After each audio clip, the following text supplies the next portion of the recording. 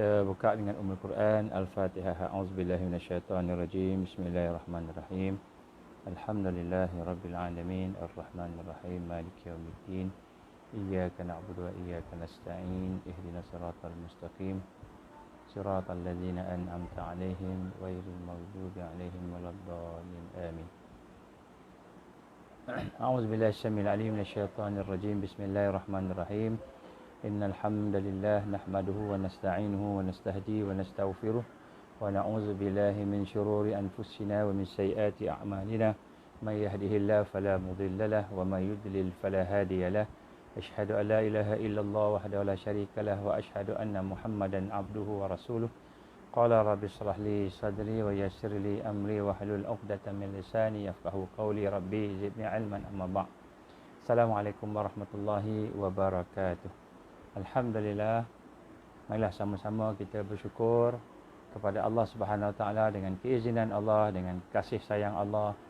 Allah telah memberikan kepada kita taufik pada hari ini untuk sama-sama kita meneruskan program kita. Saya minta maaf sebab terpaksa tangguh 2 kali program ini, dan kita telah pun berbincang berkenaan dengan perkara-perkara yang menghijab, yang menghalang kita daripada mengenal Allah.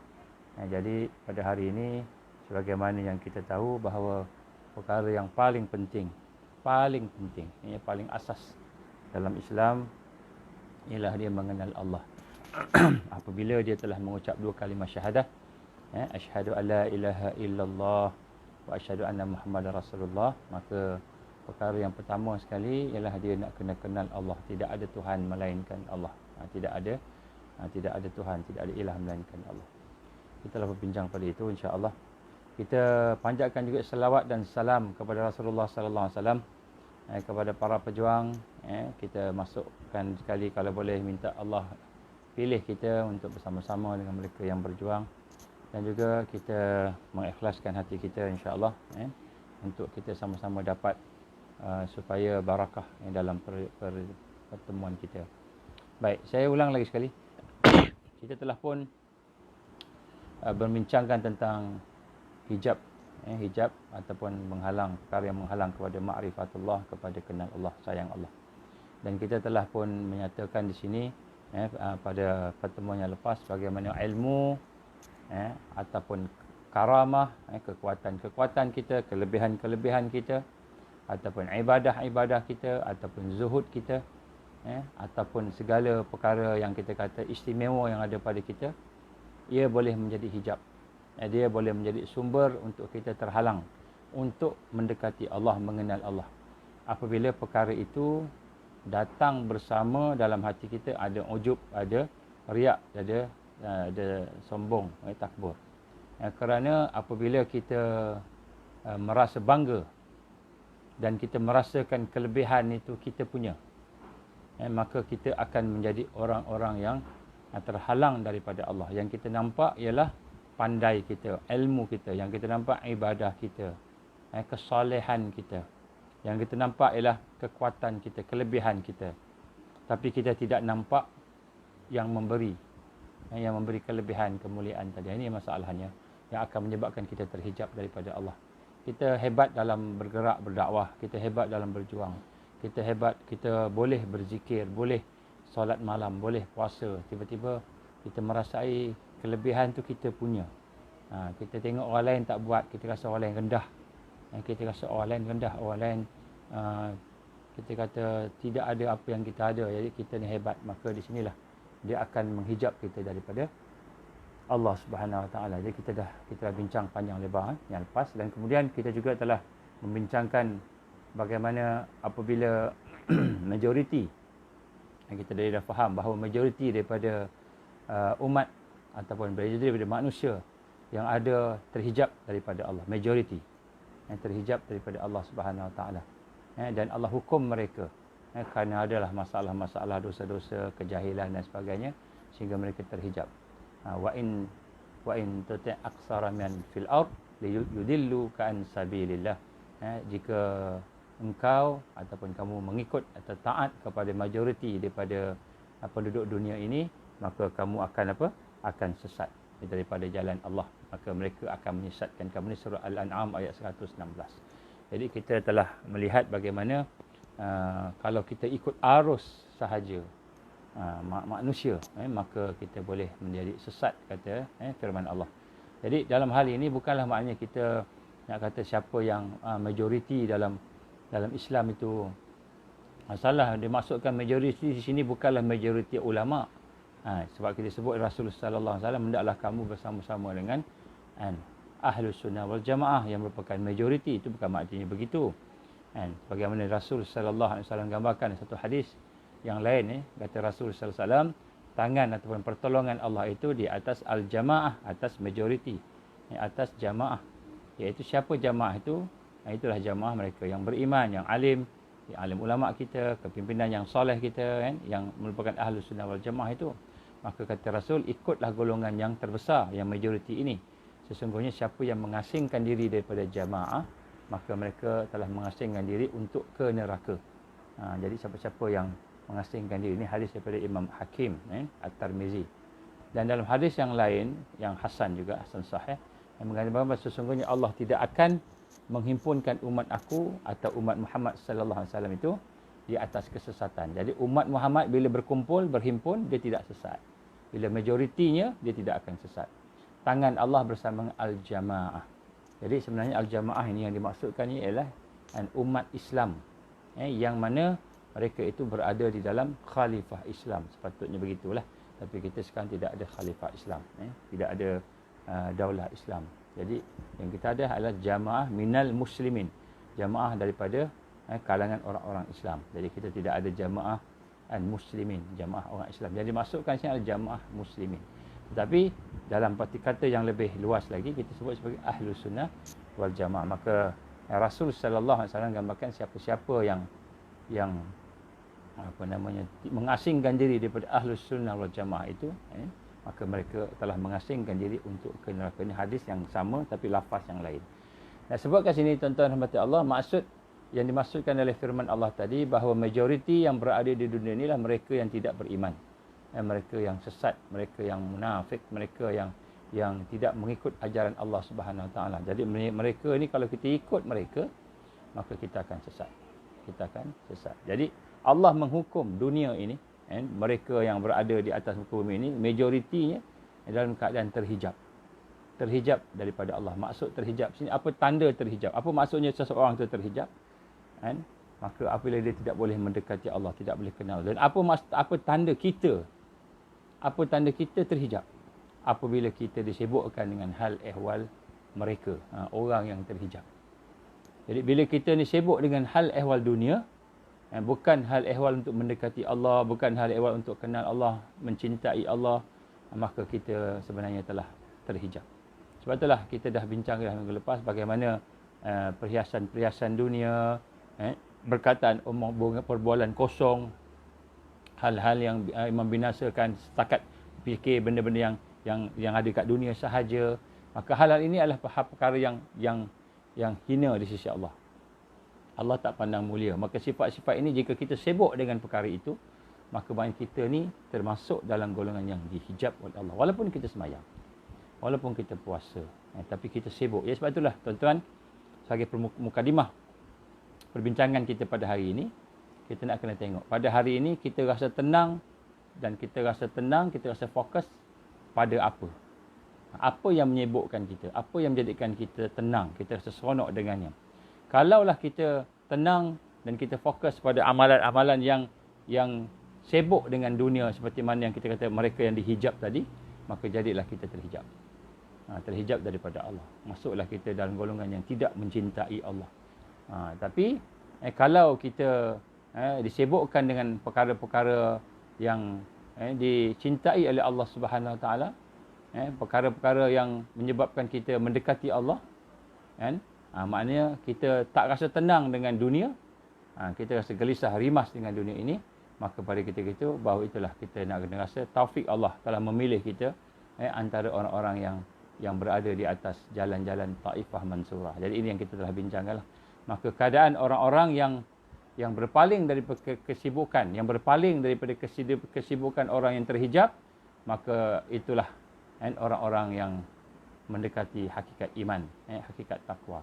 Itulah orang-orang yang akan didekatkan oleh Allah dengan dia, dan kemudian kita akan menuju kepada dia, insya-Allah. Dan untuk menghilangkan proses, kita dah bincang yang lepas, saya ulang yang lepas sikit. Kita menghilangkan hijab tadi itu, maka kita boleh tidak, melainkan kita mesti mengikat diri kita dengan proses untuk membina iman dan kesedaran kita, membersihkan jiwa kita, dan mengikatkan diri kita ni dengan taubat yang berterusan. Jadi kita dah bincanglah yang lepas. Dan itulah merupakan fadlu minallah, iaitu kurniaan, anugerah daripada Allah Subhanahu wa taala, insya-Allah. Jadi pada hari ini tuan-tuan dan puan, kita akan melihat ada 7 golongan, 7 golongan, yang mana golongan-golongan ini adalah golongan yang sifat-sifat tu menunjukkan dia ini ciri mereka yang terhijab. Ciri. Tadi yang kemarin tu kita sebut tanda-tanda. Tanda-tanda ni maknanya kita tengok, kita boleh tahu dah tanda-tandanya. Ini ciri-ciri apa yang ada pada dia. Apa yang ada pada dia yang menyebabkan tanda-tanda tu timbul. Tanda-tanda kita sibuk dengan perkara yang disebutkan sebagai terhijab daripada Allah tadi. Tanda-tanda sibuk dengan dunia, dengan perkara tadi, apa ciri-ciri dia. Ini ciri-ciri kita bincang pada hari ini, insya-Allah. Jadi apa yang saya petik daripada tulisan Imam Al-Ghazali, dan juga kita petik daripada beberapa tulisan para ulama lain yang saya gabungkan, ada 7. Jadi 7 ciri-ciri ni kalau ada pada kita, maka dia akan menyebabkan kita terhalang untuk mendekati Allah. Jadi tanda-tanda kita sibuk dengan dunia, kita sibuk dengan hal ehwal yang rendah, yang hina di sisi Allah, ialah dengan sebab tanda-tanda ciri-ciri ini. Ciri-ciri ini. Baik, yang pertama sekali kita kena, jadi sebab itulah tuan-tuan, puan-puan, kita nak kena faham kalau ciri-cirinya ada pada kita tak boleh nak pergi kepada Allah. Tak boleh pergi kepada Allah. Sebab tu kita nak kena tengok sahabat-sahabat Rasul menjalankan proses tau'iyah, tarbiyah, tazkiyah dan taqwim. Tau'iyah ni proses mendapatkan ilmu, kefahaman, kemudian proses pembersihan diri mereka, mendidik diri mereka, proses islah dan juga proses membentuk diri mereka itu, kan, sampai mati. Sebab tu kita lihat sampai peringkat di Madinah, dah sampai Madinah pun walaupun dah 13 tahun masa berlaku peristiwa Badar contohnya, ada sahabat-sahabat yang rasa berat nak pergi perang Badar pada masa itu, kan. Jadi sampai Allah SWT menggambarkan tentang ayat difardukan perang, kutiba alaikumul qital. Kutiba alaikumul qital. Difardukan ke atas kamu itu berperang. Wa huwa kurhul lakum. Walaupun kamu rasa berat, rasa tak suka perang ni. Jadi sahabat ketika di Madinah dah rehat, dah relax, tidak ada macam di Mekah. Jadi bila perintah untuk nak menegakkan Islam tadi, mempertahankan Islam tu, tiba-tiba mereka rasa berat. Maknanya diproses, Allah proses. Hati kita kena sentiasa diproses. Masa Ramadan laju je kita buat kebaikan. Tapi bila masuk bulan Syawal ni rasa lemah, letih. Nak puasa 6 hari pun tak habis lagi, tak raya-raya lagi. Ini Ramadan nak habis, Syawal nak habis ni, kan, tapi puasa tak habis-habis lagi. Ini kita nak kena rasalah, insya-Allah. Baik, apakah ciri-ciri mereka yang terhijab? Ini adalah daripada Al-Ghazali, Imam Al-Ghazali rahimallah. Antaranya yang pertama sekali ialah apabila tidak meyakini adanya Allah. Yang pertama sekali, ciri mereka yang tidak akan kenal Allah, tidak akan sayang Allah, iaitu mereka tidak yakin adanya Allah. Tidak yakin adanya Allah, ataupun keyakinannya ini rendah. Itu nombor 1. Ini sifat orang kafir. Orang kafir yang pertama sekali, dia tidak akan berjumpa dengan Allah. Walaupun dia cerdik macam Einstein, walaupun dia pandai macam Einstein, ataupun walaupun dia hebat macam siapa-siapa saintis yang banyak di atas muka bumi, tapi dia tak yakin adanya Allah. Dia tak yakin adanya pencipta. Dia cuma kaji je. Maka orang yang demikian akan gagal menemui Allah, tidak akan jumpa Allah. Dia tak yakin, hati dia tak yakin. Hati dia tertutup, tak mau. Tak mau jumpa Allah Subhanahu Wa Taala. Ini yang pertama. Dan walaupun mereka mengkaji, buat sains, meneliti, sehingga akhirnya mereka menyimpulkan dunia ni jadi dengan sendiri. Dunia ni terjadi dengan sendiri, dia kata. Mereka anggapkan contohnya bila dia melihat sesuatu kejadian alam ini, mereka kata perkara itu berlaku tanpa ada pencipta. Macam kita baca buku, baca buku, tengok ada tulisan dalam buku tu. Baca surat khabar ke baca internet, tengok ada tulisan. Bila ada tulisan tu, kita kata tulisan tu dia jadi dengan sendiri. Jadi dengan sendiri. Ini logik orang-orang yang hatinya tidak mahu yakin dengan Allah. Sebenarnya, fitrah dia tak boleh terima. Boleh kita terima kereta ada, pokok ada, semua jadi dengan sendiri. Boleh. Kalau logik akal tak boleh. Tapi oleh kerana hati dia tak mahu. Tak mahu Allah Subhanahu Wa Taala. Tak mahu Tuhan. Dia tak mahu. Dia nak bebas. Dia kata, aku Tuhan. Aku nak buat apa saja aku boleh buat. Dan memang Allah bagi kebebasan. Nak buat apa, buatlah. Allah tidak kata orang tu buat jahat terus kena petir. Buat jahat terus kemalangan. Buat jahat terus mati. Tak ada sampai macam itu kan. Kecuali ada peristiwa-peristiwa tertentu lah. Tapi nak sebut kat sini. Bagaimana apabila mereka nampak mereka bebas buat apa-apa saja. Maka mereka berkata sebenarnya dalam hati mereka, tak ada Tuhan, tak ada Tuhan. Kalau ada Tuhan, itu hanyalah omongan kosong. Bicara-bicara kosong orang-orang miskin. Yang tak ada harta, mereka berharap kepada Tuhan. Maka mereka berdoa. Inilah gambaran komunis. Di gambaran komunis. Jadi kita lihat sekarang ni bagaimana. Nombor satu ialah apabila tidak yakin Allah Subhanahu Wa Taala pada orang yang kafir. Orang yang ini kita tak boleh buat apalah. Dia sendiri tak mahu Tuhan. Bukan dia tak jumpa lagi kebenaran. Dia memang tak mahu. Kan? Dan mereka tidak yakin akan adanya Allah Subhanahu Wa Taala. Tidak mengaku adanya Allah. Bila melihat sains, dia belajar sains, dia kaji sains, dia tak nampak pencipta. Tidak nampak pencipta. H2O. Dia kata air ni daripada H2O. Setakat tu je. Daripada hidrogen, dua bahagian, oksigen satu bahagian. H2O. H2O. Jadi dia tak nampak siapa yang cipta H tu. Yang cipta hidrogen tu siapa? Yang cipta oksigen tu siapa? Dia tak nampak. Dia nampak H2O je yang membentuk air. Setakat tu je dia kaji. Maknanya tak sampai lah. Tak sampai. Maka Imam Ghazali menggambarkan orang yang begini, dia tidak mengembara. Dia tidak melihat dengan pandangan yang sebenar. Dia melihat dengan pandangan imajinasi dia. Dan ini banyak benda manusia sekarang ni. Contohnya orang yang main game. Yang main game kan. Main game sekarang ni. Kita tengok movie. Kita tengok movie tu, kita percaya movie tu. Maknanya boleh menangis lah kalau kita tengok. Menangis, percaya. Sampai ketawa-ketawa bila dia buat lawak. Bila sedih, kita menangis. Tapi sebenarnya, movie kita tahu tu lakon dia. Itu semua training, terbiah untuk kita nak menolak Allah. Nak menolak Allah. Kita boleh terima kartun, kena bunuh, mati. Kena bunuh, mati, hidup balik. Mati, hidup balik. Mati, hidup balik. Kita boleh terima. Menafikan tentang Allah yang menghidupkan, Allah yang mematikan. Jadi kita lihat, banyak benda yang ada di depan mata kita ni sebenarnya ialah latihan-latihan untuk mengkafirkan diri sendiri. Yazbillah min zalik. Jadi orang yang begini, dia melihat sesuatu, dia tak nampak pencipta. Dia melihat sesuatu, dia nampak apa yang ada kat depan. Dia tak nampak pencipta. Sedangkan kita nak apa? Nak kerusi. Kerusi ada pembuat kerusi. Nak rumah, ada tukang rumah. Nak kereta, ada kilang buat kereta. Mesti ada yang membuat. Padahal itu yang kita yakin. Tapi hati kita, Tuhan dia tak mau ditolak. Maka bagi orang Islam pula, itu bagi kafir. Kafir dia tolak Allah. Ini ciri yang pertama yang tidak akan kenal Allah. Dia memang tolak adanya Allah. Bagi orang Islam pula, dia hanya melihat makhluk saja. Ini terhijab. Dia nampak sesuatu, dia nampak makhluk je. Dia nampak makhluk yang depan mata dia je. Dia tidak melihat. Dia tidak teringin pun nak mengenal siapa mencipta makhluk tersebut. Dia melihat diri dia kat cermin. Dia baca doa. Allahumma kama hasantu khalqi fa hasin khuluqi. Contoh dia baca doa. Ya Allah, macam ini kan. Tapi hati dia tak teringin pun nak mengenal Allah Subhanahu Wa Taala. Adapun kadang-kadang lebih teruk lagi ialah dia melihat muka dia, wajah dia. Dia tahu wajah dia cantik, wajah dia handsome. Tapi dia tak rasa siapa yang cipta wajah dia. Seolah-olah dia sendiri yang punya wajah dia tadi. Begitu. Jadi orang Islam melihat makhluk Allah, tetapi dia tidak melihat, dia tak teringin untuk kenal pencipta makhluk tersebut. Tidak teringin untuk mengenal Allah. Ini ciri nombor satu. Ibaratkan kita sebut sebelum ini kambing. Kambing yang hanya nak mengenal pengembala dia tak mengenal tuannya. Kita cerita yang pada kuliah-kuliah yang lepas. Jadi fokus orang yang begini ialah pada material, pada makhluk. Keyakinan dia pada makhluk. Contoh, kalau kita hari ini tengok contoh kita. Contoh kita. Bila kita berdoa. Bila kita berdoa pada Allah, sejauh mana yakin kita pada Allah?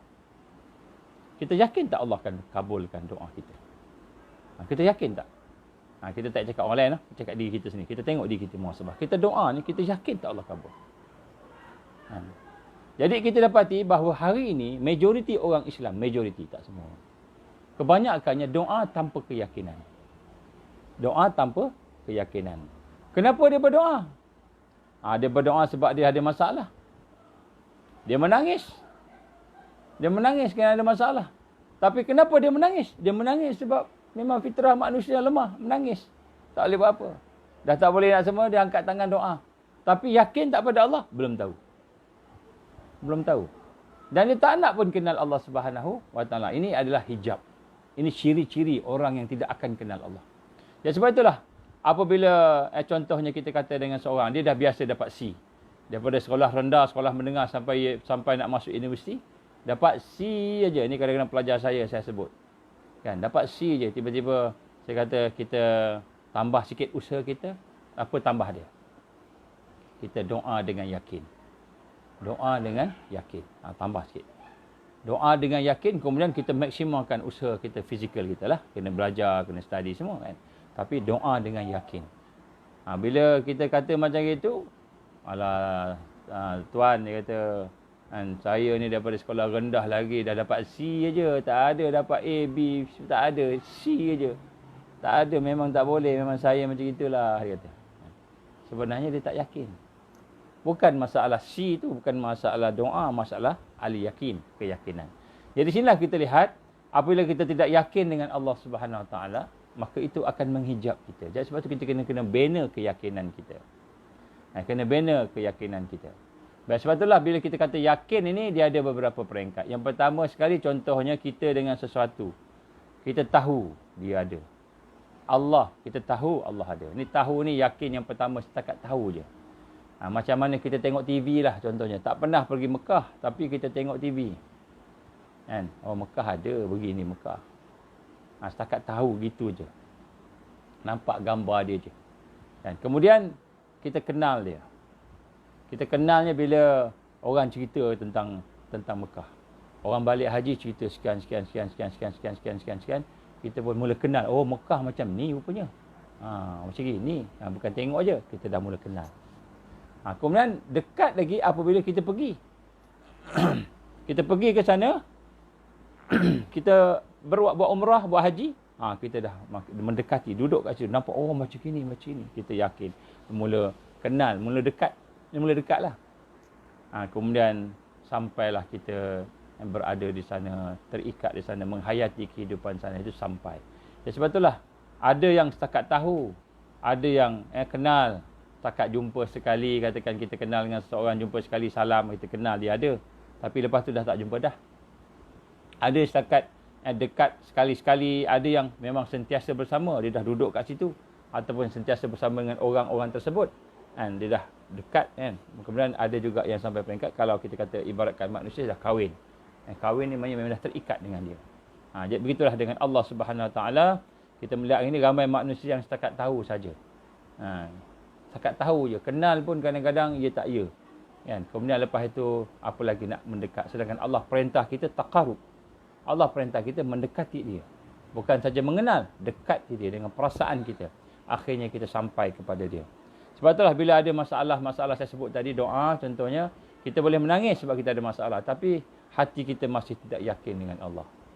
Sedangkan Allah SWT menggambarkan setiap doa itu adalah merupakan sesuatu yang Allah akan kabulkan. Cumanya dalam bentuk kabul tu macam mana tu, itu kehendak Allah lah. Dia yang Tuhan, bukan kita Tuhan. Kan? Sama ada dia akan bagi kita selesaikan masalah itu, ataupun dia akan bagi kita dapat lebih baik daripada apa yang kita minta. Ini adalah merupakan budi bicara Allah, kebijaksanaan Allah Subhanahu Wa Taala. Dan sebab itulah kita melihat di sini, perkara yang pertama yang menghalang kita ialah yakin. Sebab tu kita kena membina keyakinan, al-iman. Macam mana nak membina keyakinan tadi? Tidak lain dan tidak bukan, kita kena ada latihan-latihan. Latihan-latihan yang disebut sebagai zikrullah dan latihan tafakkur. Latihan berfikir dan latihan berzikir. Kita dah sebut dah sebahagian ni pada masa yang sebelum ini dan kita akan sebut lagi, kita akan perdalamkan. Jadi zikir dan fikir ni adalah perkara untuk menambahkan keyakinan. Menambahkan keyakinan. Ini bila bagi orang Islam lah. Berarti kita nak kena begitu.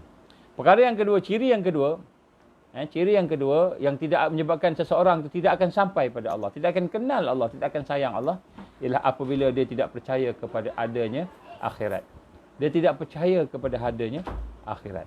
Ini orang yang jenis macam mana? Kalau tadi kita sebut orang yang jenis kafir, ini orang jenis materialistik, duniawi. Orang yang hanya fikir dunia je. Orang yang fikir kat sini je. Apa yang dia dapat, apa yang dia nak kat sini je. Tak ada tempat lain. Maknanya kalau dia dapat untung kat dunia. Kalau dia rugi kat dunia. Itu saja dia fikir. Jadi orang yang tidak percaya kepada akhirat, maka dia tidak akan sampai kepada Allah. Ada sejumlah manusia yang menolak adanya akhirat. Tempat manusia akan diminta pertanggungjawapan, akan diberikan balasan baik ataupun siksa. Maka mereka anggap diri mereka sendiri itu tidak lebih baik daripada binatang. Mereka anggap sama je. Aku ni walaupun manusia, binatang, sayur-sayuran, makanan semua akan musnah. Habis macam itu je. Ini juga adalah pandangan orang kafir. Pada masa yang sama orang Islam. Orang Islam yang tak yakin dengan akhirat. Sebab apa? Hatinya telah ditutupi oleh dunia. Dunia dah keliling hati dia. Dia tak nampak selepas dunia ni apa. Selepas dunia ni apa? Kita duduk dalam satu bilik yang dikurung. Tidak ada tingkap, tak ada pintu, semua tertutup. Kita tak nampak luar. Maka sampai satu ketika mungkin kita akan kata, kan, kalau tidak ada, luar tak ada apa-apa. Inilah hidup aku kat sinilah. Maka dia tidak akan dapat ambil pengajaran daripada orang yang meninggal dunia, kematian. Mati datang, dia tak rasa apa-apa. Melihat orang mati, tak rasa apa-apa. Dia tak rasa bahawa dia akan mati. Kesakitan. Bila dia sakit, dia tidak dapat belajar daripada kesakitan. Kita belajar, kita dah bincang dah, bahawa sakit itu salah satu tanda mati. Salah satu tanda kita akan ajal, maut ialah sakit. Sebab tu tuan-tuan dan puan-puan, bila sakit, kita banyakkan istighfar. Kita banyakkan baca Qul huwallahu ahad, mentauhidkan Allah. Kita banyak membaca La ilaha illallah bila sakit. Bila sakit banyak istighfar.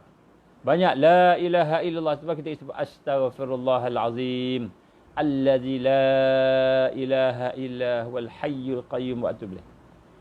Jadi kita istighfar, kita sebutkan juga kalimat tauhid.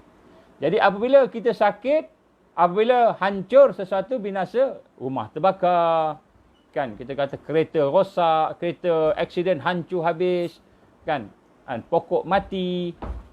Bila melihat segala yang berlaku kebinasaan di alam sekitar, dia tak dapat nak hubungkan dengan akhirat. Tak dapat hubung dengan akhirat. Dia pergi kubur, dia tak rasa apa-apa. Dia pergi kubur, dia tak rasa bahawa dia akan pergi ke alam barzah. Ini hijab. Ini ciri mereka yang tidak akan kenal Allah. Bila dia tidak melihat hari akhirat, dia tidak meyakini hari akhirat. Sebab itulah salah satu daripada proses tarbiyah Rasulullah sallallahu alaihi wasallam ialah mengajak manusia berfikir tentang akhirat. Berfikir tentang Sayyidina Abu Bakar As-Siddiq radhiyallahu anhu. Apa berlaku pada Sayyidina Abu Bakar? Dia tengah duduk diam-diam dekat kebun, dekat satu tempat. Kan, dia tengok burung terbang. Tengok burung terbang, dia kata apa? Wahai burung, untung kamu. Kamu hidup gembira, boleh makan, boleh minum, boleh bergembira dengan dunia ni. Kemudian kamu akan berkahwin, beranak sebagainya. Kemudian kamu mati jadi tanah. Tapi rugilah aku, Abu Bakar. Kerana aku hidup di dunia macam mana engkau hidup. Tetapi apabila aku mati, aku akan ditanya oleh Allah. Aku akan ditanya oleh Allah. Abu Bakar menangis. Abu Bakar menangis. Tengok burung boleh tengok akhirat. Kita tengok burung, nampak apa? Oh, cantik burung tu, terbang, laju, macam itu. Ataupun, burung tu best ni kalau makan, begitu. Itu je kita nampak. Kita tak nampak burung ni, kan, sebagai salah satu tanda akhirat. Apa akhiratnya? Kata Abu Bakar tadi, kan, engkau burung mati jadi tanah, tak ada apa aku, besok mati Allah akan angkat aku untuk disoal. Bangkitkan aku untuk disoal, dihisap. Maka menangis Sayyidina Abu Bakar As-Siddiq radhiyallahu anhu. Jadi sahabat-sahabat Nabi macam itu. Jadi sebab tu dilatih untuk kita sentiasa mengingatkan diri kita dengan akhirat. Contohnya kita nak makan. Mungkin makanan kita tak sedap, mungkin makanan kita tak hebat. Tapi itulah yang kita mampu, yang halalan tayyibah. Yang kita kata halal dan tayyib. Tapi itulah yang ada depan mata kita. Kita pun cakap, ya Allah, sesungguhnya aku inilah yang aku mampu makan dengan izin kau, ya Allah. Aku syukur pada engkau, ya Allah. Kemudian kita pun ingat, kalau ke akhirat nanti, kalaulah kau berikan aku rahmatmu, masuk syurgamu, tentulah makanannya. Kita teringat akhirat. Tengok makanan, teringat akhirat. Tengok minuman, teringat akhirat. Minuman ahli neraka macam mana, apa dia minuman ahli neraka. Kita hari ni, bila kita minum tu, katakan airnya panas, air kopi ke air teh ke air apa panas tengah-tengah, lidah kita terbakar sikit ataupun melecuh sikit lah lidah kita. Kan, sakit kita rasa.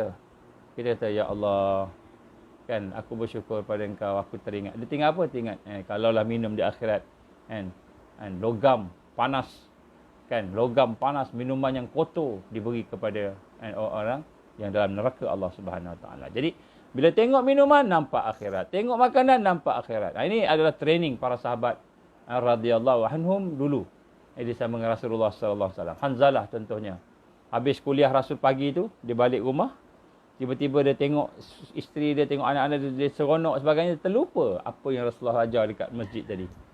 Maka dia pun kata, Hanzalah dah munafik, Hanzalah dah munafik, Hanzalah dah munafik. Maka Abu Bakar tengok, Hanzalah kenapa? Kenapa engkau cakap begitu? Kata. Kan? Hanzalah ke? Saya rasa Hanzalah. Ataupun Huzaifah. Antara dua lah. Kan? Jadi, dia sebut, Abu Bakar kata, munafik. Dia pun sebut, aku balik rumah tengok keluarga semua, aku nampak. Aku nampak sebagai apa namanya, suatu nikmat. Aku lupa syurga. Aku lupa Rasul sebut pasal neraka. Maka Abu Bakar, aku pun macam itu juga. Abu Bakar munafik, Abu Bakar. Baru sampai kat Rasulullah SAW. Mereka menangis tanya, ya Rasulullah, sesungguhnya kami ni munafik, ya Rasulullah. Rasulullah tanya, kenapa? Ketika kami berhadapan dengan kau, ya Rasulullah, kami boleh teringat syurga, teringat neraka, boleh teringat akhirat. Seolah-olah akhirat ada di hadapan kami. Tetapi ketika kami balik ke rumah, kami bersama kawan-kawan, keluarga kami terlupa, ya Allah, ya Rasulullah, kami ni munafik, kami munafik. Rasulullah tersenyum. Maka Rasulullah menggambarkan saatan, kan? Ambillah masa untuk berehat. Maksudnya bukanlah sentiasa teringat macam itu. Dia kata, sekiranya kamu menghidupkan suasana ketika kamu bersama dengan aku, maknanya teringat akhirat tadi tu, kan? Sepanjang saat, sepanjang masa, maka sudah tentu malaikat akan turun untuk berjabat tangan dengan kamu. Maknanya sampai peringkat kita akan dibuka hijab oleh Allah Subhanahu Wa Taala. Boleh bersalam dengan malaikat, digambarkan Rasulullah sallallahu alaihi wasallam. Tapi nak sebut sini training ni sahabat-sahabat. Jadi salah satu perkara yang menyebabkan kita terhijab, ciri-ciri orang yang terhijab dengan mengenal Allah, sayang Allah tadi, ialah mereka ini apa? Mereka ini berada dalam keadaan tidak meyakini akan akhirat. Ya sebab tu macam mana cara kita nak proses diri kita ini? Salah satunya ialah kita mengingati kematian. Mengingati kematian. Sebab tu kita kena ziarah kubur untuk mengingati kematian. Tengok kubur, tengok kematian. Bagaimana sahabat-sahabat kita, kawan-kawan kita, saudara kita meninggal dunia. Dan kita merasakan bahawa kita akan meninggal dunia. Seolah-olah kita akan meninggal dunia. Kita yang mati itu seolah-olahnya begitu. Jadi yang pertama sekali mengingati kematian. Mengingati akhirat. Yang kedua ialah kita infak. Infak ni boleh melembutkan hati-hati kita. Kita infak pada perjuangan. Terutamanya perjuangan akhir zaman. Kita kena keluarkan perkara yang kita suka. Apa yang kita suka? Contohnya masa kita. Masa banyak seronok. Kita pemikiran kita banyak fikir dunia. Ataupun tubuh badan kita, kekuatan fizikal kita. Ataupun infak dari sudut keuangan kita, harta benda kita untuk perjuangan. Jadi bila kita infak fisabilillah ni untuk infak akhir zaman contohnya, maka insya-Allah mudah-mudahan Allah akan menghidupkan hati-hati kita, melembutkan hati-hati kita itu untuk mendekatkan diri kita lagi dengan akhirat, insya-Allah. Itu antaranya insya-Allah. Kemudian yang ketiga tuan-tuan ialah kita hendaklah melihat bagi satu ciri yang menyebabkan seseorang itu terhalang, terhijab daripada Allah Subhanahu Wa Taala, ialah dia percaya kepada Allah, dia percaya kepada akhirat. Percaya pada Allah, yakin pada Allah, percaya pada akhirat, tetapi kepercayaannya lemah. Apa maksud kepercayaannya lemah ni? Dia hidup dalam keadaan lalai. Dalam keadaan lalai. Sehingga kan dia mencari alasan untuk tidak beribadah. Ibadah ni dicari alasan. Malas, leka dengan dunia. Malas, lalai dengan dunia. Maknanya dia banyak amalan-amalan tu bukan ibadah. Amalan tu ialah amalan lalai. Amalan yang lalai, amalan yang leka, amalan yang bersifat malas, bermalas-malas. Ini kenapa? Kerana dia ada Allah, dia ada akhirat tadi, percaya, tapi dia tidak berada dalam keadaan untuk dia mendekati Allah. Maknanya dia apa? Dia memudahkan diri dia untuk bersama dunia, lalai. Walaqad zara'na li jahannam katsiran minal jinni wal ins lahum qulubun la yafqahuna biha wa lahum a'yunun la yubsiruna biha wa lahum azanun la yasma'una biha ulaika kal an'am bal hum adall ulaika humul ghafilun. Ini suratul A'raf ayat 179. Allah menggambarkan walaqad zara'na li jahannam. Dipenuhkan. Sungguh-sungguh kami akan jadikan neraka Jahannam itu. Dan penuh. Majoriti daripada jin, daripada kalangan jin dan manusia yang ada hati tapi tak boleh faham, yang ada mata tapi tak boleh melihat, yang ada telinga tapi tidak boleh mendengar. Mereka seperti binatang ternakan, bahkan mereka itu orang-orang yang sesat, lebih sesat lagi mereka telah lalai. Sebut kat sini, dan apabila kita tidak meningkatkan keyakinan kita, kita dah yakin ke Allah, kita dah yakin ke akhirat, tapi kita tak meningkat, kita biarkan. Kita tak proses diri kita. Jadi bila kita tak proses diri kita, yang akan ganti itu apa? Kelalaian. Dan lalai inilah sifat yang akan menghalang kita untuk nak mendekati Allah. Kita tak kenal Allah, tak boleh. Jadi sebab itu kita kena keluar daripada kelalaian. Mereka berkata, Allah itu maha besar. Mereka cakap Allah tu maha besar. Allahu Akbar. Dan Allah tu tidak bergantung kepada kita, dia kata. Maka tak penting apakah kita beribadah ke tidak beribadah ke. Jadi tak apa. Dia bagi alasan. Tak payah ibadah pun tak apa. Sebab Allah ni dah kaya dah. Dia tak akan jadi lebih kaya dengan ibadah kita. Jadi dia tak kisah dengan ibadah kita ni. Dia kata begitu. Jadi orang yang berfikiran seperti ini adalah seperti orang yang sakit tapi dia tidak mahu ubat. Dia sakit tapi tak nak ubat. Dia nak berada kat dalam macam itu je. Dia tak nak berubah. Tak nak berubah. Sifat tak mahu berubah ini, tak mahu bergerak ini adalah sifat orang-orang yang akan terhijab daripada Allah Subhanahu wa taala. Dia tak nak berubah. Allah gambar apa? Innallaha la yughayyiru ma biqaumin hatta yughayyiru ma bi anfusihim. Sesungguhnya Allah tak akan merubah. Allah tak akan memperbaiki satu kaum itu. Sehinggalah dia memperbaiki apa yang ada di dalam dirinya. Maksudnya dia berjalan, bergerak kepada Allah. Tapi yang ini tak mahu. Jadi yang ini dia tahu Allah tu ada, akhirat ada, tapi dia tak nak beramal. Dia tak nak beramal. Dia malas nak beramal. Ini orang-orang yang leka, yang dia tahu dia sakit tetapi dia tak mau jumpa doktor. Jadi ini juga akan menghalang. Tuan-tuan, sebab tu sifat malas, sifat lalai akan menjadi hijab. Akan menjadi, itu ciri-ciri orang yang terhijab. Sebab tu kita tengok orang yang lalai sampai peringkat dia boleh bunuh diri dia sendiri. Seperti apa? Seperti orang yang melupakan diri dia sendiri. Kalau kita tengok orang budak-budak kadang-kadang pergi merempit kan. Merempit lomba motor kan. Kadang-kadang dia bukan lomba motor saja. Motor tu dia tutup dia punya api lampu dia tu dia pecahkan. Brek dicabut. Jadi lomba tanpa brek, tanpa lampu malam-malam. Ini berlaku, banyak mati. Dan dia tak sedar bahawa itu merupakan membahaya pada diri, tak sedar. Kenapa tak sedar? Sebab dia melalaikan Allah Subhanahu wa taala. Dia melalai, dia putuskan diri dengan Allah. Ini bahayanya. Bahayanya kita meleka, kita membiarkan diri kita dalam keadaan lalai, bahaya. Sebab tu kalau kita kata saya ni kalau duduk depan TV akan duduk sampai berapa jam contohnya, maka kita kurangkan TV atau terus tak tengok TV. Ataupun kalau kita kata kalau saya main game ni, saya akan berjam-jam ni, lalai dengan game, maka kita putuskan hubungan kita dengan game. Pelan-pelan. Kenapa? Game tu melalaikan. Jadi perkara yang melalaikan inilah yang menghijab. Jadi bila kita main game tu, bila kita tengok TV tu, kalau benda tu kita tahu melalaikan kita, maka kita kena tengok, aku nak Allah ataupun aku nak kepada game ni, keseronokan. Inilah ciri-ciri orang yang dihijab daripada Allah Subhanahu Wa Taala itu tak boleh sampai kenal Allah, tak boleh nak sayang Allah bila dia mengutamakan kelalaian. Perkara yang melalaikan dalam kehidupannya. Ini adalah ciri yang ketiga yang digambarkan oleh Imam Al-Ghazali rahimahullah. Yang keempat, tuan-tuan, orang yang akan terhijab daripada Allah, cirinya apa? Ialah cirinya dia tidak mahu menjalankan perintah Allah. Tadi tak nak ibadah. Yang ini dia suka perkara-perkara yang sebenarnya nafsu dia, tapi nampak macam ibadah. Tapi sebenarnya nafsu dia. Ini adalah orang-orang yang liberal. Orang-orang yang pluralisme. Jadi liberal dan pluralisme ni orang yang special sekarang. Kenapa special? Kerana mereka inilah antara jarum-jarum yang digunakan oleh musuh untuk merosakkan umat Islam. Jadi dia nampak macam nak Islam, tapi rupanya dia sebenarnya bukan nak Islam. Dia nak apa? Dia nak nafsu dia. Dia nak campur adukkan antara yang hak dan yang batil. Sebab tu dia kata liberal ni contohnya, ialah dia kata apa? Kita kena ambil sedikit pahaman orang-orang barat ni, orang-orang yang bukan Islam. Kita kena ambil. Kenapa? Kalau tak kita tak maju. Alasan dia bukan maju tu.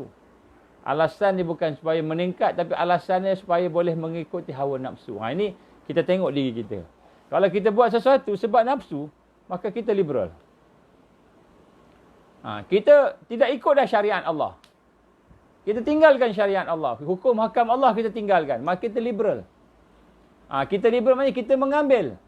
Mengambil barat, mengambil agama lain yang lain sebagainya sebagai ikutan kita. Sebenarnya kita sebenarnya nafsu kita yang nak tu. Yazbillah min zalik. Sebenarnya nafsu kita nak. Tapi kita kata alasan kita ini untuk kemajuan. Ini untuk kita kata tamadun, civilization, sebutlah apa-apa pun. Tapi sebenarnya nafsu. Maka hakikat orang yang ini sebenarnya dia tidak mahu menjalankan perintah Allah. Sebenarnya orang ni tak mahu menjalankan perintah Allah sebenarnya. Itu hakikat dia. Cuma dia kata je. Dia kata je kita nak kemajuan, kita nak apa. Bukan kemajuan tu sangat. Tapi nafsu. Begitu juga dengan pluralisme. Pluralisme ni apa? Pluralisme agama contohnya. Maka dia mengiktiraf agama-agama lain. Dia kata agama lain sama dengan kita. Sebenarnya nafsu. Nafsu. Dia kata agama ni sama je. Cumanya cara dia berbeza-beza. Contohnya Kristian begini. Tapi semua sama nak sembah Allah, dia kata. Ini semua benda yang sebenarnya nak ikut nafsu. Kenapa? Kalau dia ikut Kristian ataupun Hindu, agama-agama yang corrupted, yang sesat itu, maka dia boleh minum arak, dia boleh buat apa dia nak buat. Contoh, saya bagi satu contoh. Aisyah Bukhari. Kes Aisyah Bukhari. Bagaimana dalam dikisahkan dalam cerita dia tu Asalnya nak dakwah dengan orang Hindu ni. Asalnya. Ataupun Kristian. Lepas tu, akhirnya dia terlanjur. Bila terlanjur, dia menyesal. Dia katalah, kalau kamu ikut Islam, Islam ni akan macam-macam ni.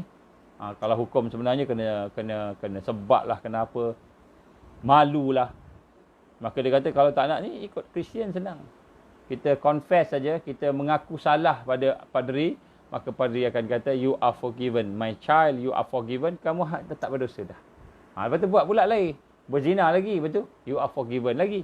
Itu Kristian mudah. Dia sebenarnya nafsu. Sebenarnya nafsu. Jadi sebenarnya agama pluralisme ini adalah nafsu. Dia nak mencairkan aspek syariat yang ada di dalam Islam. Ataupun dia nak mencampur adukkan aspek-aspek bukan syarak dengan syarak. Ini liberal. Ini liberal. Nama je nama macam nak kemajuan. Tapi sebenarnya nafsu dia. Maka sebab itu Allah berfirman dalam Al-Quran, وَلَا تَلْبِسُ الْحَقَّ بِالْبَاطِلِ. Janganlah kamu campurkan yang telah hak dan batil. Jangan campurkan. Campurkan tu akan menyebabkan kamu jauh daripada Allah. Yang sebab ke sinilah antara perkara yang menyebabkan seseorang itu akan terhijab daripada Allah, tak boleh nak ni, ciri-cirinya ialah apabila dia mengutamakan nafsu dia melalui liberalisasi. Dia jadikan perkara-perkara barat yang tak syarak tu syarak. Yang tak syarak jadi syarak. Pluralisme. Contohnya dia menjadikan agama lain sama macam Islam. Sedangkan Islam tak sama agama lain, tuan-tuan, puan-puan rahmati Allah SWT. Islam ni agama yang hanif, yang lurus, yang bersih. Dan Islam ni dia tidak ada campur aduk. Dia daripada wahyu Allah Subhanahu wa taala, daripada hadis-hadis Nabi. Yang memang kita tahu Nabi ini terbaik, manusia terbaik. Bukan saja kita cakap, orang-orang bukan Islam pun cakap begitu. Jadi ini contohnya hak asasi manusia. Di atas dasar kata kebebasan untuk hak asasi manusia. Contoh, asalnya bagus kita nak tolong orang, hak asasi manusia ni supaya tidak ada penganiayaan, tidak ada pergaduhan, perselisihan, tidak ada kita rendahkan kasta-kasta. Tapi hakikatnya hak asasi manusia yang dibawa oleh liberal ini, mereka mahu menyamaratakan. Standard dia tu bukan lagi syarak, standard tu ialah standard nafsu dan syarak. Nampak macam itulah. Lama-lama nafsu lah kuasai. Lama-lama nafsu kuasai. Jadi orang yang mengutamakan perkara ini, syahwat, seolah-olahnya nafsu tadi alami, benda-benda yang natural, nampak macam natural LGBT contohnya tadi itu, maka orang-orang ini adalah orang-orang yang tidak waras, tidak waras, dan kemudian orang-orang ini adalah orang-orang yang sebenarnya akan menghalang mereka. Perkara ini ciri ini akan menghalang mereka daripada untuk mendekati Allah, kenal Allah. Tak akan kenal Allah. Orang liberal dia tak akan kenal Allah kecuali dia buang liberal dia.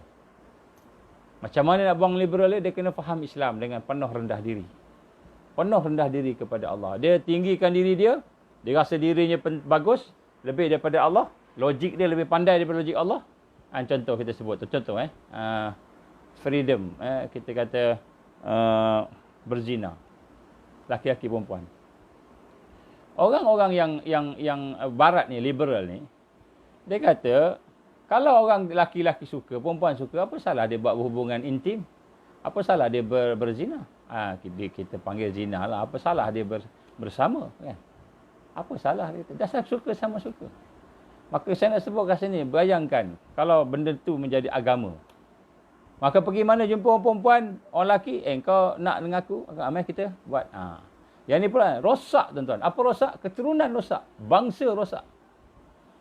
Lahir budak-budak, anak-anak yang tidak akan ada orang yang bertanggungjawab. Yang bapaknya tak nak tanggungjawab, yang maknya pun lama-lama dah ramai dia tak nak tanggungjawab, dia biar anak dia je. Alah, anak bukan susah apa, besok dapat anak lagi. Dah tak ada tanggungjawab dah. Maka rosak. Rosak keturunan manusia. Rosak.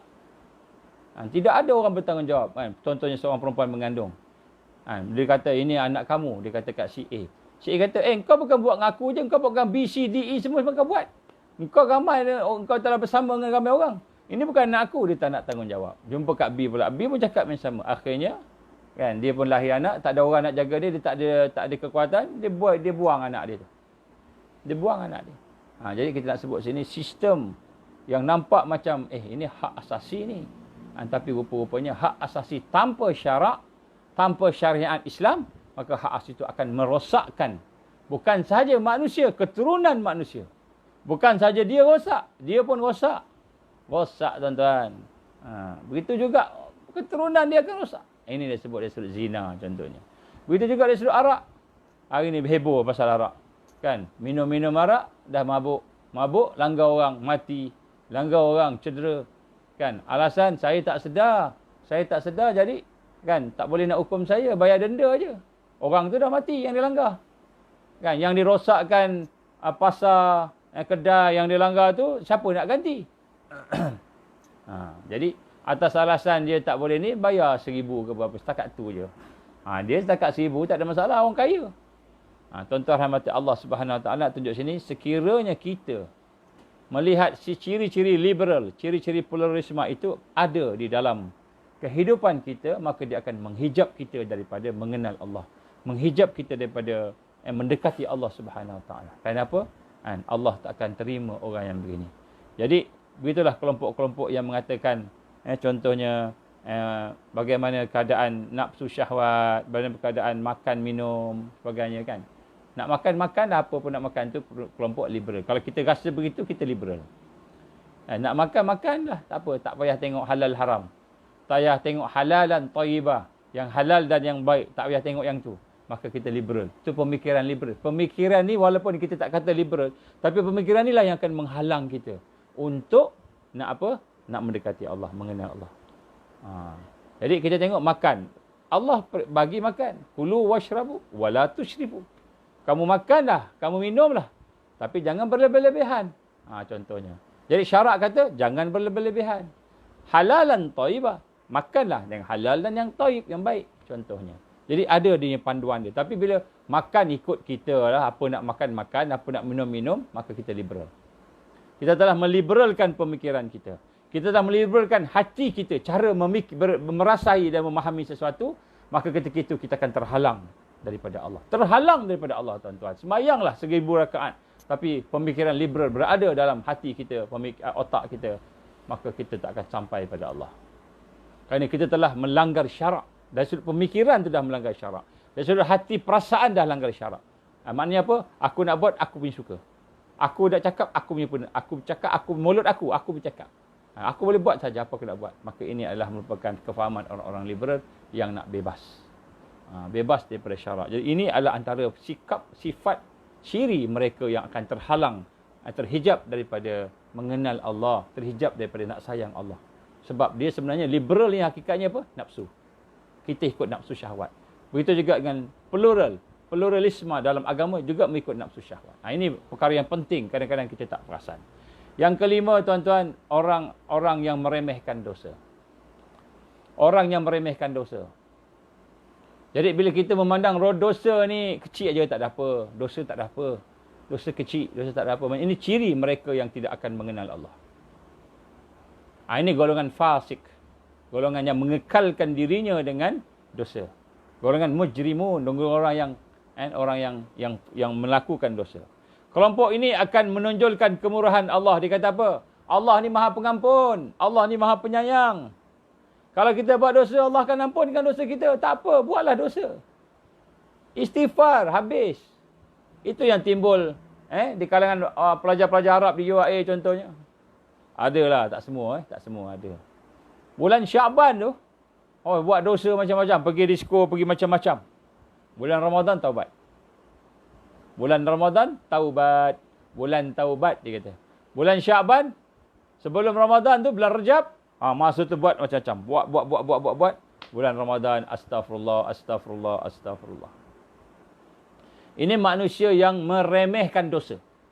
Mereka yang meremehkan dosa adalah kelompok yang akan mendapat kemurkaan Allah Subhanahu Wa Taala. Dia meremehkan dosa. Orang Islam dia buat dosa bila dia tak teringat. Ataupun bila dia terpengaruh sekejap, kemudian dia bertaubat, taubat betul-betul. Dia bukan memudah-mudahkan dosa. Tak apalah buat dosa ni sikit je, kecil aja. Maka kelompok ini akan menonjolkan kemurahan Allah, pengampunan Allah untuk mengabaikan keadilan Allah. Allah ni Maha Pengampun, Maha Penyayang, tapi Allah Maha Adil. Allah akan hukum. Allah akan hukum.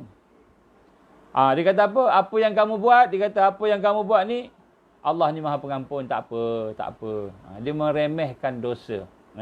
Dia meremehkan. Ini adalah ajaran syaitan.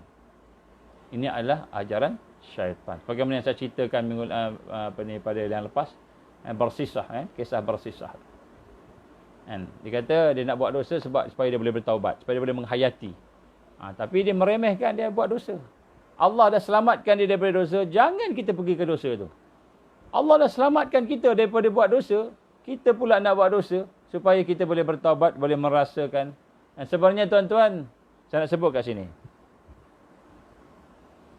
Sebenarnya bila kita meremehkan dosa ni tuan-tuan, bahayanya apa? Bahayanya kita akan berkekalan dengan dosa. Bahayanya.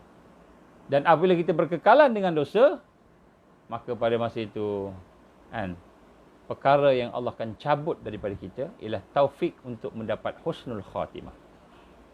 Untuk mendapat husnul khatimah. Itu perkara yang bahaya.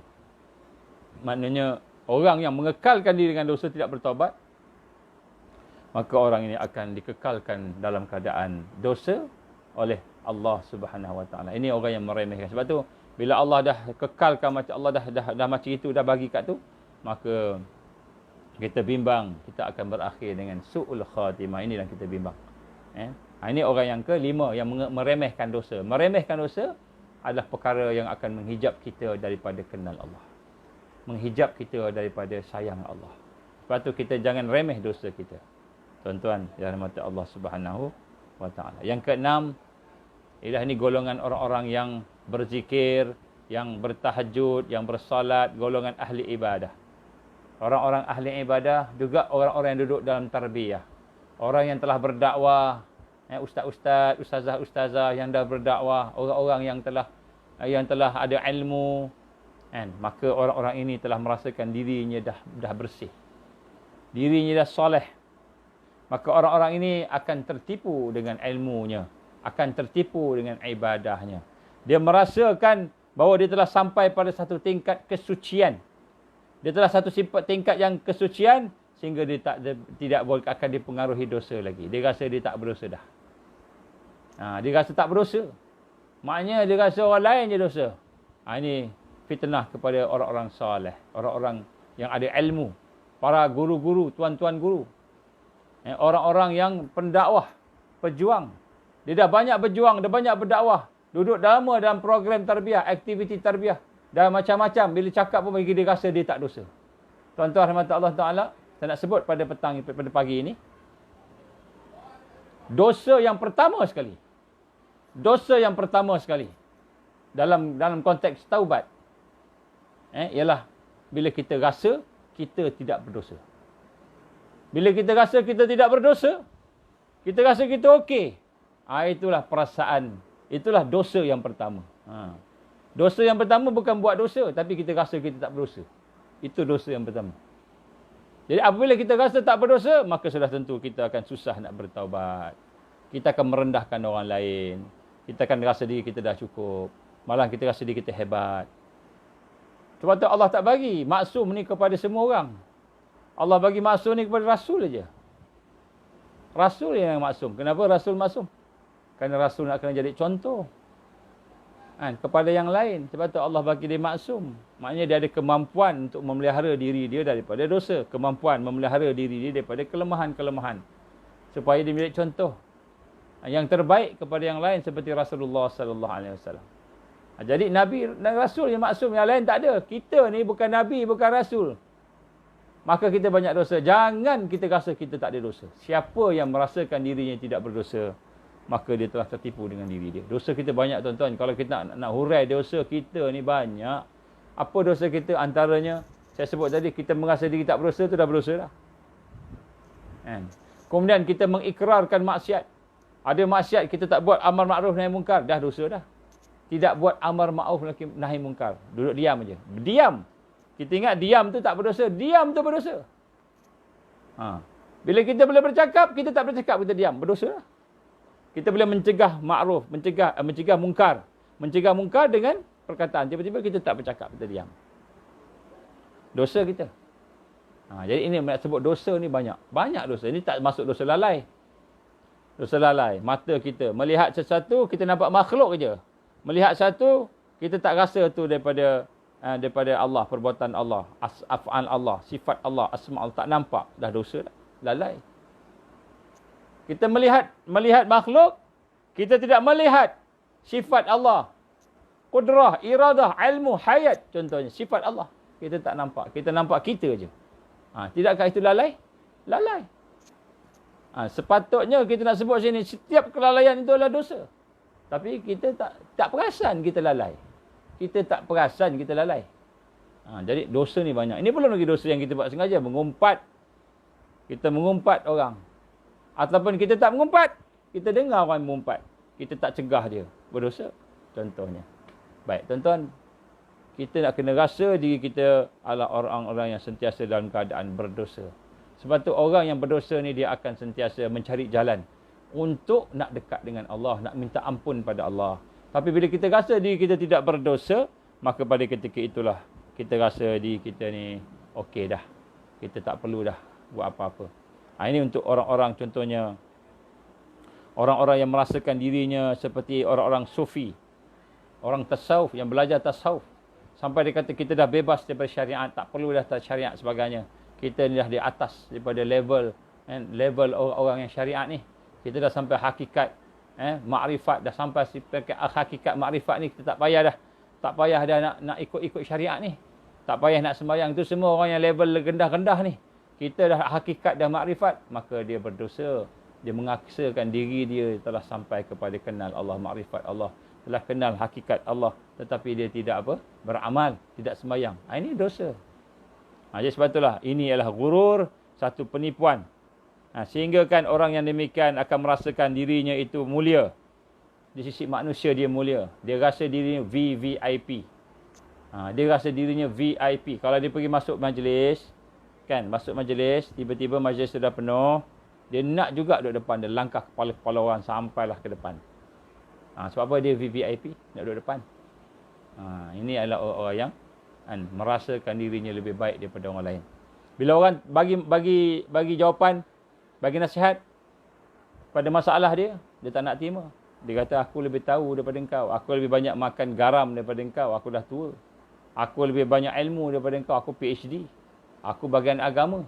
Engkau ni bahagian sains aja, tak tahu apa-apa. Aku ni lebih banyak mengetahui daripada engkau. Aku dalam tarbiyah. Aku dalam program tarbiyah. Aku dalam dakwah. Aku dah buat dakwah dah. Macam-macam. Aku lebih tahu. Tidak ada sifat tawaduk. Kenapa? Kerana dia rasa diri dah soleh. Diri dah suci. InsyaAllah. Jadi ini perkara yang penting. Bagaimana cara ni tuan-tuan? Kita kena rendah diri kita. InsyaAllah kita akan bincang tajuk at-tawaduk. Kita akan bincang tajuk tawaduk. Satu tajuk. Jadi tuan-tuan rahmat Allah, kita nak kena rasa bahawa kita ni sebenarnya memerlukan Allah, sentiasa berdosa, sentiasa nak bersihkan diri kita, sentiasa nak minta ampun ke Allah.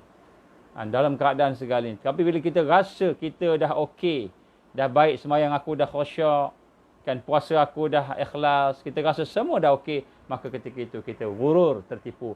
Perkara rasa okey tadi akan menyebabkan kita rasa apa? Menyebabkan kita terhalang, terhijab daripada untuk mengenal Allah, nak sayang Allah. Jadi ini antara perkara. Ini sebenarnya nafsu. Sebenarnya nafsu. Yang terakhir, tuan-tuan rahmat Allah, saya nak sebut pada pagi ini ialah bagaimana keadaan orang-orang yang munafik, luar nampak Islam tapi hatinya tidak beriman. Orang-orang yang hatinya tidak mau yakin dengan Allah, seperti yang pertama tadi. Tetapi yang ini, luarnya itu nampak dia orang yang Islam, perjuang Islam. Nampak orang yang bekerja untuk Islam, nampak hebat, cakap pun Islam sahaja. Tapi sebenarnya jiwanya terputus daripada Allah Subhanahu Wa Taala. Ini juga akan menyebabkan seseorang itu terhijab daripada Allah. Sebab itu tuan-tuan, bila kita melihat ciri-ciri munafik ada pada kita, apa dia? Bercakap, dia bohong. Bila berjanji, dia tak tepat. Bila dia bergaduh, berselisih, dia berlebih-lebihan. Bila dia beri amanah, dia khianat. Dia 4 sifat ni. Kalau ada pada kita, kita kena proses perlahan-perlahan. Buang perlahan-perlahan. Kita kena rasai, kan, bagaimana kita perlu bersihkan hati kita daripada segala ciri-ciri munafik. Macam mana ciri munafik? Cuba baca ayat surah dalam surah munafik. Surah munafik tu ada. Begitu juga dalam surah Al-Baqarah. Banyak tempat-tempat lain Allah ceritakan tentang ayat-ayat sifat mereka yang munafik. Jadi sinilah tuan-tuan rahmat Allah, bila kita mempunyai sifat-sifat itu, maka dia akan merosakkan diri kita, merosakkan amal kita. Akhirnya kita tak akan kenal Allah. Dan bila kita tidak kenal Allah, akhirnya kita akan dibiarkan oleh Allah. Kita terus dalam keadaan macam mana yang kita berada.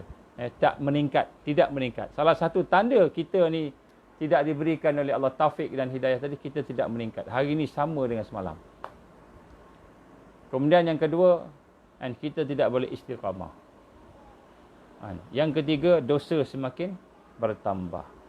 Ini tanda-tanda ni. Kita nak tengok bahawa kita terhijab. Kita terhijab. Kemudian dosa menjadi apa dia panggil? Tabiat. Menjadi tabiat. Menjadi kebiasaan kita. Dosa tu jadi kebiasaan. Mula-mula takut-takut. Mula-mula bimbang, berdosa. Tapi lama-lama jadi kebiasaan. Ini semua tanda-tanda, tuan-tuan rahmat Allah Subhanahu Wa Taala. Mudah-mudahan Allah jauhkan kita daripada tanda-tanda ini, yang mana dia akan menyebabkan kita akhirnya kita ingat kita dah okey sembahyang, puasa, tapi rupa-rupanya kita tidak berada dalam keadaan mendekati Allah. Sebab itulah tuan-tuan, kita perlukan kepada tarbiyah Islam. Kita perlukan kepada panduan proses tarbiyah. Kita kena faham yang ini. Terutama di akhir zaman ni, tuan-tuan. Saya sebut pada tuan-tuan pada petang ni, pada pagi ni, bagaimana keadaan memang semakin hari semakin teruk, semakin hebat, tuan-tuan. Perkara-perkara persiapan yang saya pernah sebut pada tuan-tuan pada kuliah-kuliah sebelum ini, tuan-tuan tengok balik, perhatikan balik. Terutama apabila tajuk-tajuk tentang Ad-Dajjal. Kita kena tengok balik. Dan bila kita melihat balik tentang kebangkitan yang akan datang ini, maka kita nak tak nak, kita kena proses diri kita, tuan-tuan. Keluarga kita, kalau tak, kita tak selamat. Kita tidak akan selamat. Bahaya, tuan-tuan. Sebab itulah, di akhir zaman ini, Islam akan bangkit, tu janji Allah. Allah janji Islam akan menang. Rasulullah SAW janji Islam akan menang. Ini adalah janji wahyu Allah. Maksudnya benar. Tetapi kita pula sekarang ni berada di akhir-akhir kebangkitan Islam nak bermula. Di akhir zaman, di mana maksud akhir zaman yang kita dalam konteks kebangkitan tadi, kita berakhir di zaman mulkan Jabriyah, zaman diktator, nak masuk ke zaman kebangkitan Islam. Maka zaman ini, orang yang diperlukan, orang yang akan bermanfaat iman dan Islam ni, Allah yang duduk dalam tarbiyah. Orang duduk dalam proses tarbiyah Islam. Dan proses tarbiyah Islam kita sebut tadi, antaranya tidak boleh mesti bersama jamaah. Kita sebut tadi. Mesti bersama jamaah. Mesti bersama orang-orang yang saleh-salehah. Mesti bersama dengan individu-individu yang mendapat hidayah, al-mahdiyin. Dia tak boleh dia seorang-seorang. Kalah seorang-seorang. Kita pasti kalah. kalau kita tidak bersama dengan sahabat-sahabat kita. Sebab tu kita kena memantapkan ukhuwah kita. Ukhuwah kita kena mantapkan. Perkenalan kita kerana Allah kena dipertingkatkan. Kita kena faham macam mana cara nak meningkatkan jaringan kita. Kita kena faham macam mana cara nak meningkatkan kekuatan individu-individu yang ada. Walaupun kita duduk berjauhan, tetapi sebenarnya ada juga cara dan kaedah dia. InsyaAllah kita akan sentuh secara detail dari semasa ke semasa. Kita akan sentuh insyaAllah secara detail. Itulah insyaAllah sikit sebanyak tuan-tuan pada hari ini sebagai satu peringatan untuk diri saya sendiri dan untuk diri tuan-tuan, puan-puan sekalian, insyaAllah tentang perkara-perkara ciri-ciri mereka yang akan terhijab, yang tidak akan kenal Allah. Saya ciri-ciri yang saya sebut ni ada 7 ni. Yang terakhir sekali munafik. Dia tidak akan kenal Allah walaupun janggut dia panjang, walaupun kopiah serban dia tebal, jubahnya nampak hebat, tapi dia ada ciri-ciri yang disebutkan tadi, maka kita tidak akan kenal Allah. Ini digambarkan oleh Imam Al-Ghazali rahimahullah. Juga saya petik daripada beberapa ulama lain yang saya gabungkan untuk kita sama memahami akan hakikat ini. Mudah-mudahan apa yang kita sampaikan ini akan dapat memberi manfaat kepada kita insya-Allah untuk menjadikan hari ini lebih baik daripada semalam insya-Allah. Jadi tuan-tuan, saya mohon doa daripada tuan-tuan, insya-Allah tolong doakan untuk semua saudara-saudara kita. Tanda kita ni hidup dalam keadaan hidup bersama Taifah Mansurah. Tanda kita hidup bersama Taifah Mansurah. Taifah Mansurah ni apa? Kelompok yang akan menang. Ialah kita mendoakan kesejahteraan dan keselamatan dan keimanan, peningkatan tarbiyah tadi, tarbiyah dakwah jihad tadi kepada orang-orang Islam. Sebab itulah amalan yang diajar oleh Rasulullah sallallahu alaihi wasallam, hendaklah kamu membacakan istighfar untuk orang-orang Islam. Saya nak sebut pada tuan-tuan pada pagi ini satu amalan yang digambarkan Rasulullah sallallahu alaihi wasallam hadisnya. Dia baca, dia kata apa? Kamu bacakanlah Allahumma ghfirli walil mu'minin wal mu'minat. Kalau saya selalu saya tambah saya completekan Allahumma ghfirli walil mu'minin wal mu'minat wal muslimin wal muslimat al ahya'i minhum wal amwat. Baca doa ni 27 kali. Ataupun paling kurang Allahumma ghfirli walil mu'minin wal mu'minat. Allahumma ghfirli walil mu'minin wal mu'minat. Ataupun panjang sikit Allahumma ghfirli walil mu'minin wal mu'minat walil muslimin wal muslimat. Nak panjang lagi al ahya'i minhum wal amwat. Maknanya ya Allah, ampunilah dosa aku. Ampunilah dosa orang beriman, laki-laki dan perempuan. Ampunilah dosa orang Islam, laki-laki dan perempuan. Maka bila kita membaca doa ini dengan ikhlas, sepenuh rendah diri, kita minta Allah ampunkanlah. Pada masa yang sama tuan-tuan, kita ampunkan, kita maafkan dosa orang manusia pada kita. Itu pada masa yang sama. Ini amalan yang mustajab tuan-tuan. Yang digambarkan para ulama kita yang menghurai tentang hadis ini, dia kata apa? Orang yang beramal dengan amalan ini, maka dia akan menjadi asbab untuk terhalangnya balak bencana di kawasan dia. Kawasan dia duduk tu, nak turun balak. Allah nak turunkan balak. Tetapi oleh kerana dia mengamalkan ini, maka kata para ulama menghuraikan, ini adalah panjanglah huraian dia. Nak sebut kat sini, dia kata apa? Akan menghalang balak turun di tempat dia. Sedangkan Allah berfirman, wattaqu fitnah la tusibanna allazina zalamu minkum khassah. Takutlah kamu akan fitnah, azab Allah, ujian Allah, yang tidak hanya akan menimpa kepada mereka yang zalim sahaja di kalangan kamu. Maknanya kalau turun balak, semua kena. Dengan kita kena. Tapi orang yang mengamalkan ni, kata para ulama yang menghuraikan, mengatakan bahawa insya-Allah mereka yang minta ampun pada diri dia untuk Allah, dan kemudian minta ampun pada diri dia kepada Allah tadi untuk orang-orang lain, masyarakat lain, maka dia juga akan menjadi asbab dan balak tertangguh. Allahumma ghfirli walil mu'minin wal mu'minat. Allahumma ghfirli walil muslimin wal muslimat. Al ahya'i minhum wal amwat, yang hidup ataupun yang mati. Kalau saya baca sampai tu panjanglah sikit tuan-tuan puan-puan, tapi 27 kali je. Kata Rasul 27 kali je. Kalau nak lebih pun bacalah, lebih tak apa, tapi 27 kali. Amalkan tiap-tiap hari. Kan? Masa bila tak apa baca. Masa subuh baguslah. Tapi tak dapat subuh masa bila? Masa sahur tu. Masa sahur tu. Kan? Masa kita nak sahur tu. Masa tu kita baca. 27 kali. Amalan ni. Kalau tak dapat masa tu, tak apa baca masa bila-bila pun tak apa. Kalau katalah terlepas, tak sempat, tak dapat dan sebagainya, maka baca masa lain tak apa. Amalkan. Ini amalan ni saya dapat daripada para ulama' ni. Dia minta balik Malaysia, sampaikan ni. Ini saya sampaikan kepada tuan-tuan. Ini rahsia salah satu Allah akan bagi kemenangan. Ini antara sifat Taifah Mansurah. Orang yang mendapat hidayah di akhir zaman, yang akan duduk bersama Taifah Mansurah, sifat dia apa? Dia mendoakan kesejahteraan, keampunan kepada umat yang ada. Dan bukan saja umat yang ada, yang hidup tapi yang mati. Tuan-tuan, siapa dia? Muslimin muslimat ni. Tuan-tuan jangan ingat muslimin muslimat ni manusia je. Muslimin muslimat ni jin. Pun muslimin dan muslimat juga. Jin yang Islam. Dan bila kita sebut mukminin mukminat, orang beriman, laki-laki dan perempuan, siapa beriman ni? Para pejuang pun orang beriman. Para syekh, para mujahid, para siddiqin, semua tu yang beriman. Maka tuan-tuan, kita mendoakan untuk mereka. Maka sudah tentulah ganjarannya Allah akan memberinya setimpal dengan apa yang kita doa. Ini satu perkara yang penting. Sebab tu, bila kita baca Al-Ahya'i minhum wal amwat, kita baca doa untuk mereka yang dah hidup ataupun yang dah mati. Yang dah mati tuan-tuan.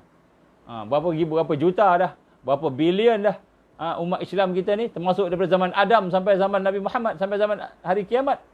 Kita minta supaya Allah mengampunkan dosa semua. Maka sudah tentulah kalau nak kira pahala ni, banyak pahala lah tuan-tuan. Tapi kita tak naklah kira pahala. Kita nak kira, kita minta ke Allah barakah ni. Maknanya barakah baca doa ni. Lebih tuan-tuan. Dan doa ni mustajab. Kenapa mustajab? Kerana doa seorang Muslim, seorang saudara Muslim kepada saudaranya, dalam keadaan saudaranya ni tak tahu, doa itu mustajab. Dan doa itu akan patah balik kepada kita. Allah akan patah balik kepada kita. Lagi banyak kita berdoa untuk semua orang, lagi bagus, lagi mustajab dia. Itu insya-Allah. Sebab tu tuan-tuan saya nak sebut sini. Contoh kita hari ni, saya sebut sebelum ni baca selawat. Saya kata selawat 1000 kali. Kalau boleh lah, tak boleh tak apa, 100 saja. Macam mana nak baca? Bacanya dengan keadaan kita mencintai Rasulullah. Kita rasa sayang kat Rasul. Maka bacalah yang terbaik yang mungkin. Apa yang terbaik? Allahumma salli ala Sayyidina Muhammad wa ala ali Sayyidina Muhammad. Kama sallaita ala Sayyidina Ibrahim wa ala ali Sayyidina Ibrahim. Ini doa selawat ketika kita tahiyat akhir. Baca panjang-panjang. Fil alamina innaka hamidum majid. Dapat 1000 cantik tuan-tuan. Tak dapat 1000 tak apa, 10. Tak dapat 10, 100. Kalau tak boleh 1 kali paling kurang. Selain daripada dalam sembahyang lah. Sembahyang memang nak kena baca dah. Wajib kan? Baik. Jadi tuan-tuan, kalau panjang sangat baca Allahumma salli ala Sayyidina Muhammad Nabil Ummi wa ala alihi wa sahbihi wa baraka wa sallam atau wa barik wa sallim. Wa barik wa sallim. Kita baca macam panjang kan? Allahumma salli ala Sayyidina Muhammad wa ala Allahumma salli ala Sayyidina Muhammad wa ala ali wa ala alihi wa sahbihi wa barik wa sallim. Tuan-tuan, semua kita doa tu. Kita doa untuk Rasulullah sallallahu alaihi wasallam. Kita doa untuk keluarga Rasulullah sallallahu alaihi wasallam. Kita doa untuk sahabat Rasulullah sallallahu alaihi wasallam dan kita mohon barakah dan kita bagi salam. Semua tu doa tu akan patah balik pada kita. Jadi bila kita doa tu tuan-tuan, nampak macam panjang, tapi punya panjang tu lagi banyak dia punya khasiat dia, fadilat dia, fadail, kelebihan dia. Maka Allah akan bagi salam kepada kita. Allah akan selawat kepada kita. Digambarkan Rasul kan? 10 kali. Allah akan selawat ke atas kita. Allah akan beri salam ke atas kita 10 kali. Dan kemudian bukan untuk Rasul saja, untuk sahabatnya, untuk keluarganya. Kemudian barakah yang ada pada mereka pun Allah akan beri barakah pada kita. Banyak tuan. Kalau kita nak cerita fadilat ni banyak tu. Allah Maha Penyayang, Maha Pemurah. Tapi kita tak payahlah fikir fadilat. Kita fikir macam mana nak amal untuk dekat Allah. Fadilat tu Allah akan bagi, insya-Allah. Tak payah kita risau. Allah akan bagi. Tapi kita yakin, contoh kita banyak. Allahumma salli ala Sayyidina Muhammad Nabil Ummi wa ala alihi wa sahbihi wa baraka wa sallam. Wa baraka wa sallam. Wa barak, kita minta keberkatan. Allah berkati mereka. Allah berkati mereka. Kan? Dan Allah akan berkati kita yang baca. Itu mahal tu tuan. Mahal. Baik, sebab itulah insya-Allah.